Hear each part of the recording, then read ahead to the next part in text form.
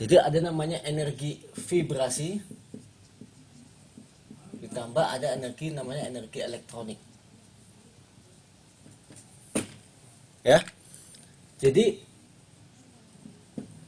seperti ini. Jadi translasi kan kalau kita punya molekul misalkan H2, dia bergerak misalkan dari sini ke sana. Itu adalah namanya translasi. Kalau rotasi berarti dia muter.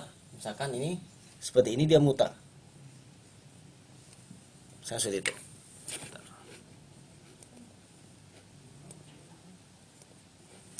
Ya. Kemudian kalau vibrasi berarti dia kayak pegas.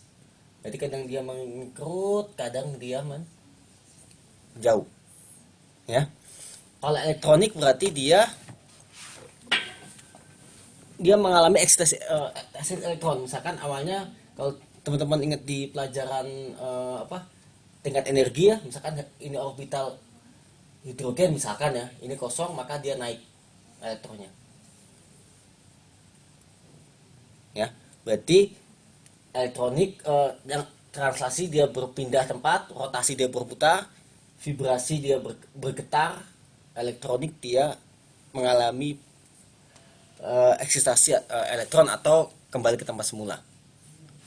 Nah, dari sisi energi, maka yang paling besar energinya adalah energi elektronik. Ya, karena dia tingkat energinya paling besar. Berarti dari sini ke sini energi semakin besar. Nah, kalau kita ingat pelajaran di fisika, ini akan nanti menjadi energi kinetik.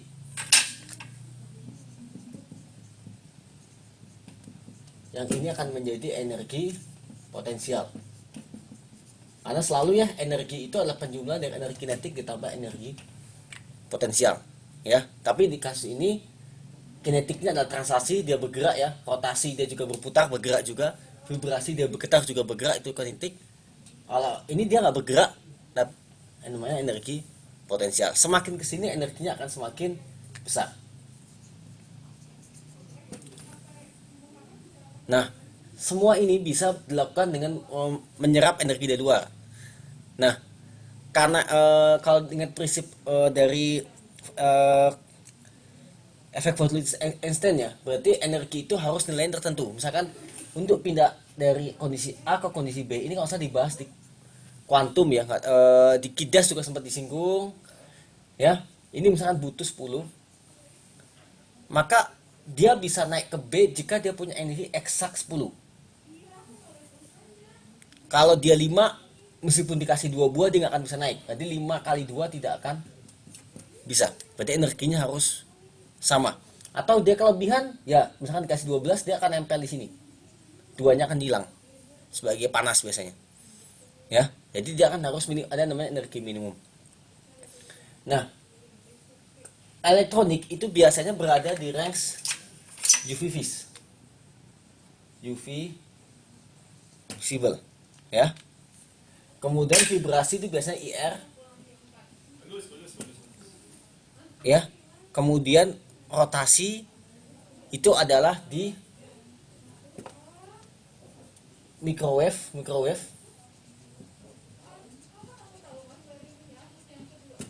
ya. Translasi itu bisa di radio, bisa juga di kondisi ruang ya, berarti thermal juga bisa ini. Ya, itu bisa thermal juga, karena energinya nggak terlalu besar. Selama dia bergerak, maka dia bisa translasi. Nah, kalau kita kembali ke sini, sebenarnya ada satu lagi di sini, namanya ada difraksi. Difraksi berarti dia lebih besar lagi energinya, dia menggunakan X-ray, maka difraksi sinar X.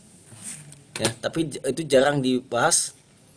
Nah, kalau kita lihat di sini, radiasi gelombang elektromagnet akan dari 3 kemungkinan.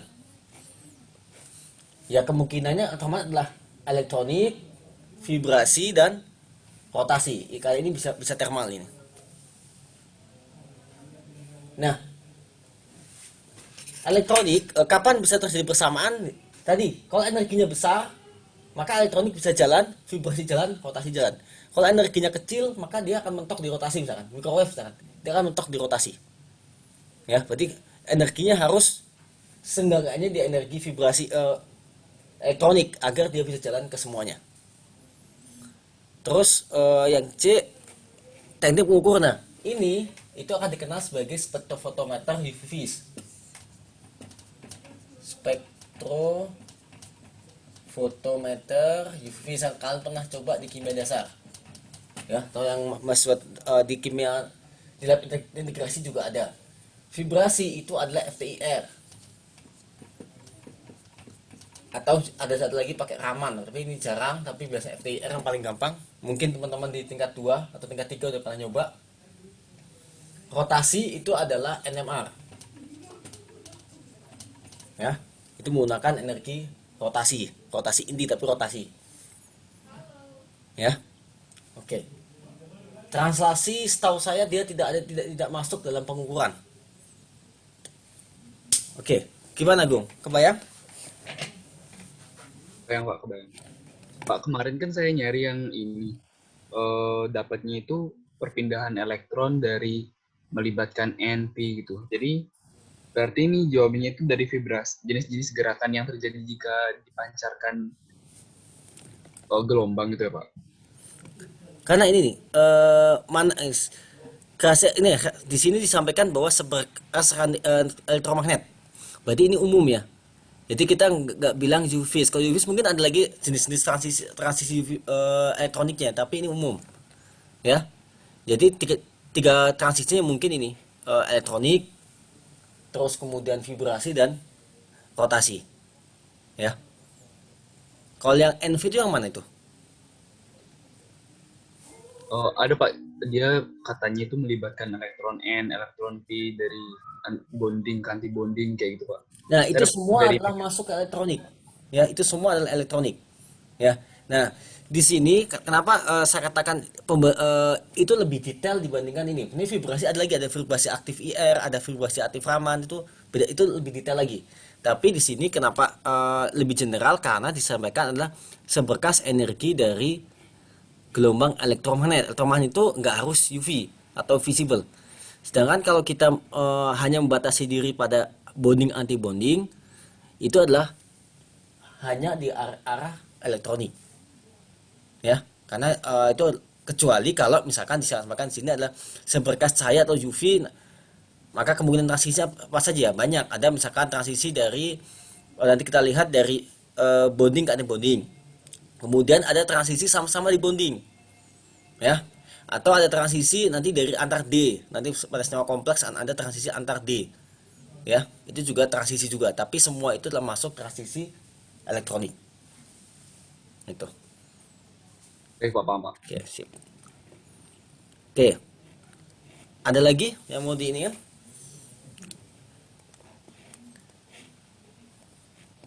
Untuk analitik, yang ini saya harus baca lagi ya. Ini kayaknya pakai logika bisa deh nih.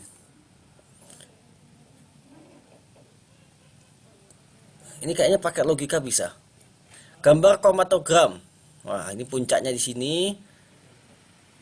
Senyawa A, B, C, D. Potensial A mana nih? Potensial B dan C. Oke,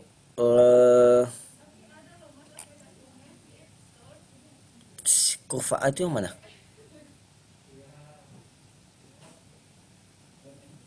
Ini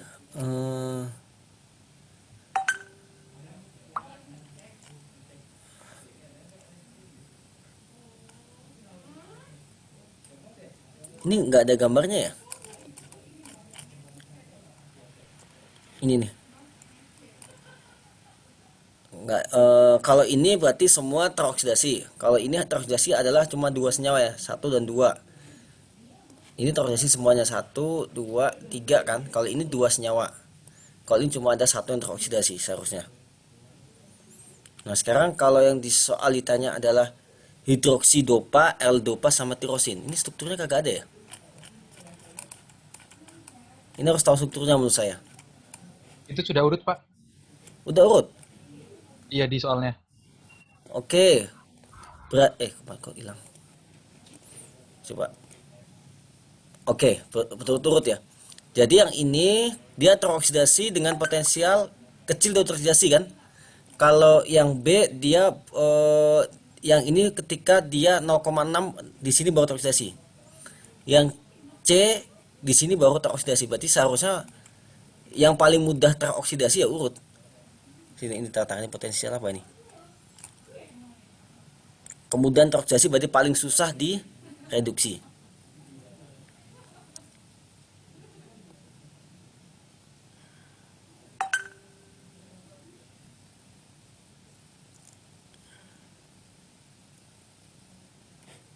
Ini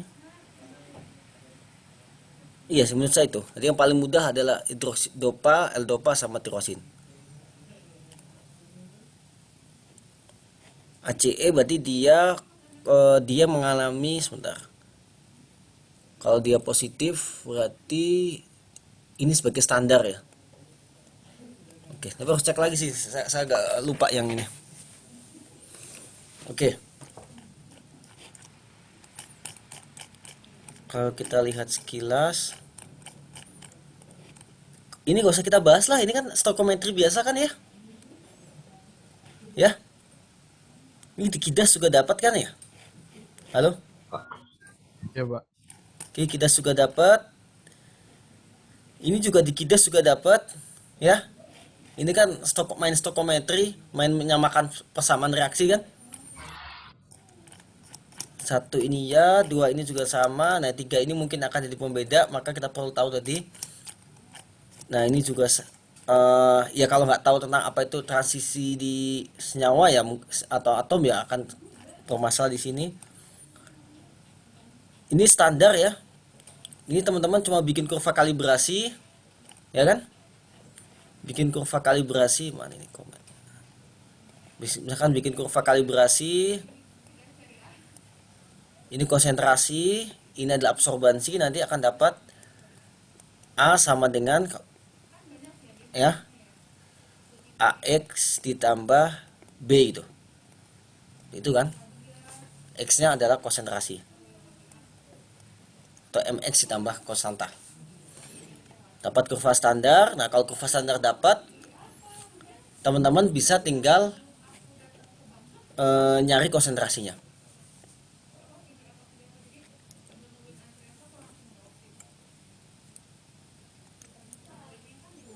Oke.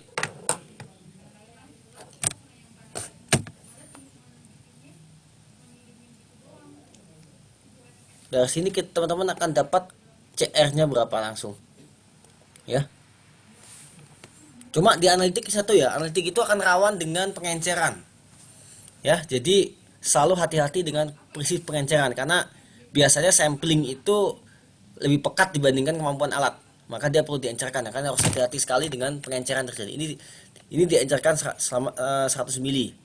Di soal sebelumnya dia juga diencerkan. Oh, kalau ini gravimetri biasa ini nggak diencerkan. Oh, ini juga nggak diencerkan. Oke, kalau kita lihat soal yang sebelumnya, ini juga standar ya. Ini tadi tinggal cari definisi angka penyambunan, ya. Tapi sisanya adalah stoichiometri standar. Ini adalah gravimetri standar, ya. Sampel CL dianalisis menggunakan gravimetri. Dia direaksikan dengan asam nitrat untuk melarutkan, kemudian ditambahkan larutan perak. Berarti endapannya apa ini? BCL, Pak. Ag CL. Kalau kita tahu Ag CL-nya sekian, maka teman-teman bisa mencari berapa CL-nya kan? Seperti itu. Pak, tadi yang nomor 2 poin D itu gimana, Pak? Bagaimana cara memastikan bahwa endapan telah sempurna? Sebentar, di lautan sempurna. Cara paling gampang ini ya, misalkan kita bisa dengan cara kita ambil sebagian dari larutannya. Misalkan kita udah ngendap nih, seperti ini kan ya. Kita ambil sebagian larutannya seperti ini. Kemudian kita tetesin lagi misalkan dengan larutan Ag. Kalau dia masih ada pengendapan, maka berarti proses pengendapan belum sempurna. Atau kita bisa menambahkan kromat. Ya. Sedikit kromat. Kenapa? Ag kromat itu dia akan mengendap berwarna merah, kalau salah. Jadi kalau dia mengendapan, coba kita cek KSP dari Ag kromat, coba. Ag kromat itu KSP-nya berapa ya? KSP Ag kromat. Oh, dia lebih mudah larut dibandingkan AgCl. Berarti kita nggak bisa pakai Ag kromat. Dia lebih mudah larut.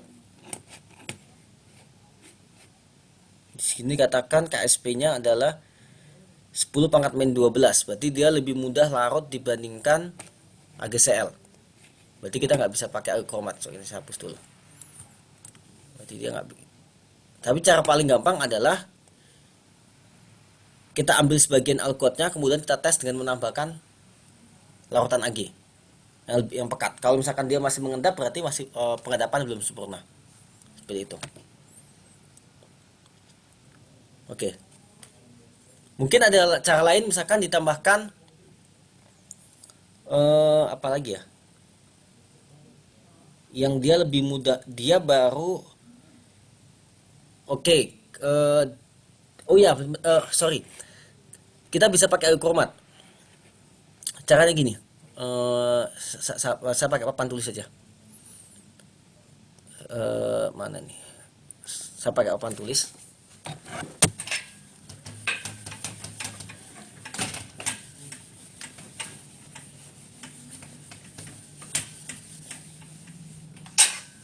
Ya.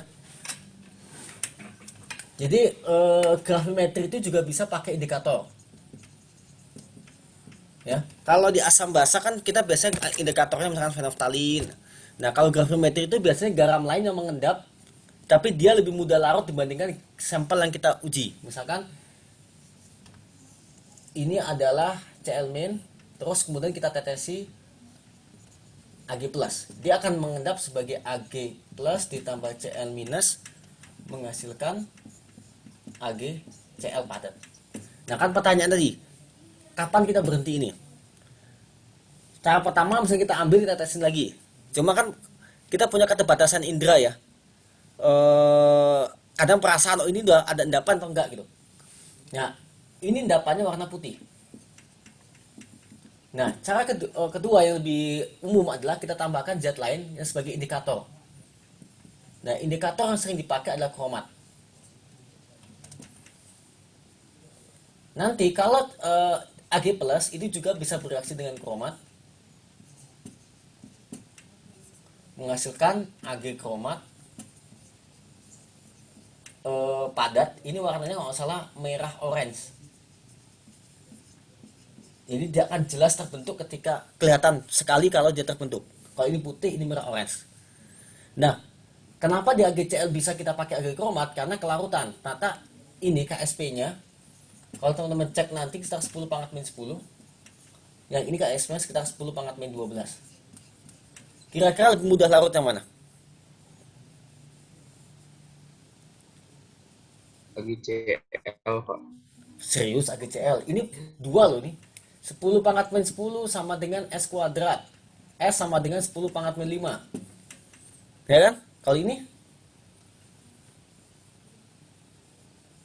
2S kuadrat kali S Kromat, sama Pak, dengan kromat. 10 pangkat min 12. 4S pangkat 3 sama dengan 10 pangkat min 12. Berarti ini sekitar 10 pangkat 4 ya? Min 4 ya? 10 pangkat min 3. Berarti lebih mudah larut adalah ini. Ini lebih mudah larut. Konsekuensinya apa? Selama di larutan masih ada Cl, maka ini nggak akan terjadi. Endapan merah tidak akan terbentuk selama di larutan masih ada Cl-. Begitu dia Cl- terbentuk, maka ini jalan terus. Begitu Cl- habis ini ya, maka dia akan baru bereaksi dengan kromat menghasilkan Ag kromat, sehingga nanti akan muncul endapan warna merah. Berarti itu menandakan reaksi telah selesai. Nah, nanti makanya titik ekuivalennya pasti akan lebih kecil dibandingkan titik akhir titrasi. Berarti titik akhir titrasi pasti lebih besar nanti, karena ada kelebihan sedikit pembentukan Ag kromat. Sama kayak misalkan kita titrasi HCl dengan NaOH sebagai titran, ya, indikator PP, itu pasti kelebihan sedikit, karena PP itu titik perubahan warnanya itu adalah di atas 7, ya. Dan itu nggak masalah secara titrasi. Itu selama perbedaannya tidak signifikan. Oke. Tadi yang bertanya siapa? Ya, Pak. Oke. Jadi kita bisa menggunakan kromat sebagai indikator. Nah, pertanyaan ini, kalau yang tadi soal sebelumnya bisa dikerjakan menggunakan moda stereometri, tapi untuk yang ini memang kita butuh pengetahuan tentang gravimetri. Ya. Nah, sekarang kenapa dalam ruang gelap?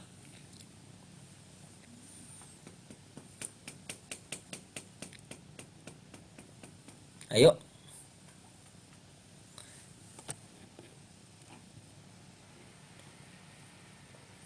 Oke, ini kita bisa pakai stoikometri. Ini stoikometri. Mengapa dalam asam nitrat?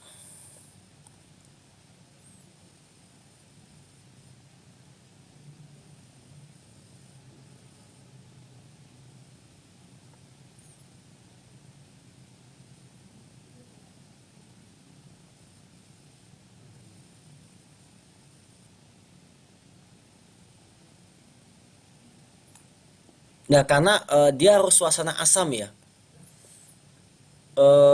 Ag itu bisa mengendap sebagai Ag2O. Ya, kalau di suasana netral atau basah, maka dia perlu diasamkan. Kenapa menggunakan asam nitrat? Karena Ag nitrat itu larut. Kalau kita pakai HCl maka nggak jelas, karena yang dianalisis adalah ion klorida. Kalau kita pakai H2SO4, Ag2SO4 itu mengendap. Ya, ini padatan. Maka otomatis kita tidak bisa menggunakan asam sulfat. Maka yang paling mudah yang untuk kita lakukan adalah dengan menggunakan asam nitrat, karena garam nitrat itu adalah larut di air. Kemudian ini udah. Nah, mengapa dalam ruang gelap? Tahu kegunaan AgCl kan? AgCl buat apa? Karena Untuk dalam sehari AgCl dipakai buat apa? Zaman sebelum ada foto digital. Jadi film foto itu adalah dikasih AgCl. Kalau kena cahaya dia akan terurai buat menjadi, itu Pak, kalau kena sinar dia terurai menjadi Ag dan Cl2. Berarti kalau kena cahaya maka dia akan terurai. Kalau terurai maka pasti masanya akan berubah gitu. Oke, terakhir. Kalau ditambahkan amoniak, apa yang terjadi? AgCl ditambah amoniak. Dia akan larut lagi kan? Menghasilkan kompleks AgNH3 2 kali plus ditambah Cl-. Seperti itu. Oh.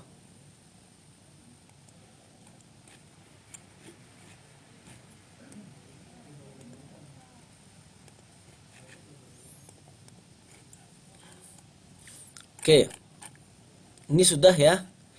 Kalau yang ini stok yang tadi boleh nggak Pak? apa? Yang tadi, yang tentang kenapa di ruang gelap. Tadi saya mikirnya kalau misalkan karena si asam nitrat mudah terurai, itu bisa nggak kira-kira Pak? Bukan karena produknya, tapi karena nitratnya keburu terurai gitu. Kalau asam nitrat itu cuma ditambahkan tetes ya. Jadi sedikit sekali. Jadi dia tidak akan signifikan. Nah, dan sifat yang sangat khas dari AgCl itu tadi. Jadi AgCl itu kalau terkena cahaya dia akan menjadi Ag tambah Cl2. Nanti ini akan warna perak. Jadi kalau awalnya ada AGCL, dia akan keluar CL-nya menjadi AG, otomatis masanya akan berkurang.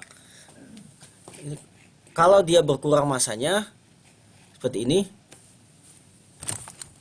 ya, dia berkurang masanya, otomatis nanti hasilnya tidak akan akurat. Maka ketika kita bekerja dengan AGCL, itu harus dalam ruang gelap, ya, terutama pengovenan ya, karena kalau di larutan oke, dia masih tertahan oleh zat larutannya, tapi kalau udah padatan kan dia langsung kontak dengan cahaya, maka dia bisa terurai. Kalau asam nitrat memang dia nggak terlalu stabil ya, dia oksidator kuat, tapi tetap ini hanya untuk mengasamkan saja, ya, dan dipakai beberapa tetes. Jadi dia tidak akan signifikan mempengaruhi hasil akhir, seperti itu.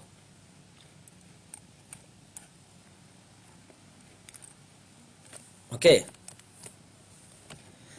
Nomor 3 ini analitik, dan ini standar, ini stokometri biasa ya.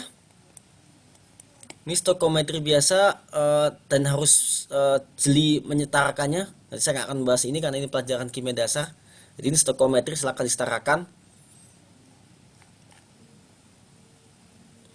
Oke, dia dilarutkan dilarutkan dalam 250, kemudian diambil, berarti dia dilarutkan 250, kemudian dia diambil 20 mili. Kemudian diencerkan menjadi 100. Nah, ini dia diencerkan menjadi 100 mili. Ini pengenceran. Kemudian diukur dengan transmisi 2,8. Jadi dapat transmitannya adalah 25,18%. Kemudian oke, udah diukur. Nah, sampel yang 20 mili tadi. Oke, ini juga diambil lagi 20 mili. Ya, tapi ditambahkan 10 mili standar. Standar 25 ppm. Terus diencerkan ke 100. Ya, terus diukur lagi, dapat T-nya adalah 22,16. Ini berapa? 25 ppm. Oke. Nah, sekarang pertanyaannya berapa konsentrasi awal? Oke, ini proses pengenceran yang ini ya, bertahap ya. Apa hubungan transmitan dengan konsentrasi? Pernah dengar? Halo?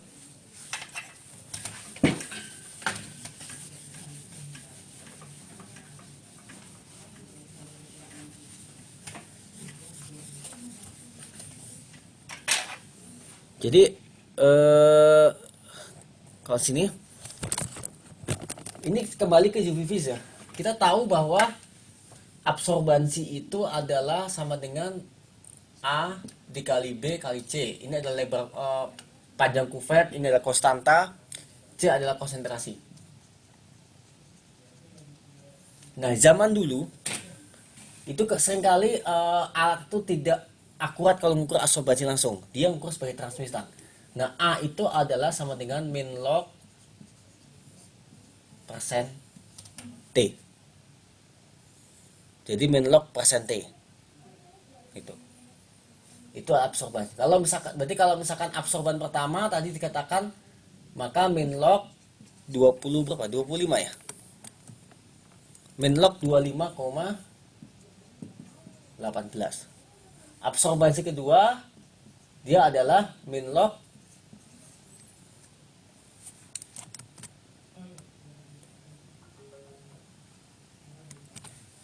ini persen, berarti 0,025 25%, 0,25 ya. Yang ini adalah min log 0,22, berarti 0,2216, seperti itu. Nah, ini bisa kita dapatkan berapa absorbansinya, ini berapa absorbansinya. Nah, sekarang A1 itu ada larutan 100 mili ya, yang mengandung konsentrasi 1 misalkan. Kalau yang ini adalah ini larutan 1, larutan 2 itu 100 mili juga, tapi mengandung C1 ditambah 25 mili kali 3 kali 30 kali 10 dibagi 100. Iya kan? Kebayang nih. Kenapa ada ini? 25 itu adalah konsentrasi standar dimasukkan 25 ppm.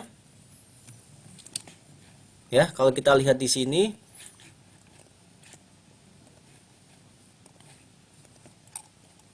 ya. Dia ditambahkan 10 mili 25 ppm. Ya. Di larutan ini berarti 25 dikali 10 dibagi 100 atau C1 ditambah berapa ini? 2,5. Berarti dapat nih. Ini adalah A B dikali C1, ini adalah A kali B kali C1 ditambah 2,5. Dari sini kita akan dapat C1-nya berapa. C1 ini merupakan pengenceran dari 20 mili yang diencerkan jadi 100 mili kan? Berarti C di sini ada 5 kali dari C1 dan seterusnya. Teman-teman bisa ikuti flow dari stoichiometrinya. Oke. Ada yang bingung di sini?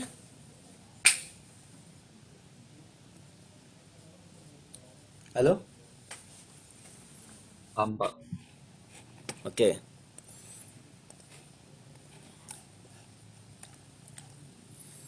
Oke. Udah belajar NMR kan ya?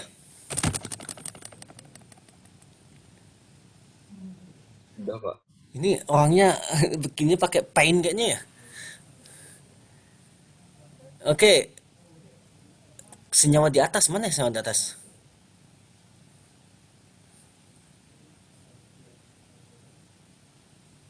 Mengapa Anda memiliki senyawa di atas? Senyawa di atas apa ya?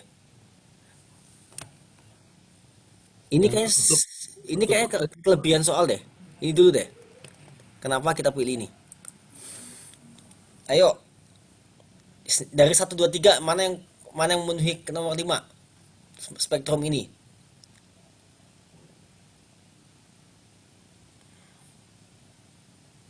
Oke, yang paling gampang ini. Ini adalah C, ya, CH. Kita nggak tahu hanya berapa, karena nggak dikasih keterangan tingginya ya, X lah ya. Dia bentuknya adalah 2 buah peak. Berarti tetangganya dia adalah tetangganya CH. Karena 2 buah peak berarti tetangganya 1. Ini kita nggak tahu CH-nya berapa karena nggak ada keterangan. Anggap aja Y. Dia 3 peak. Tetangganya adalah 2. Maka inilah CH. Tetangganya 2. Karena 3 maka tetangganya 2. Kalau peaknya 4 maka tetangganya 3. Kalau peaknya 6 maka tetangganya hanya ada 5. Berarti misalkan di sebelah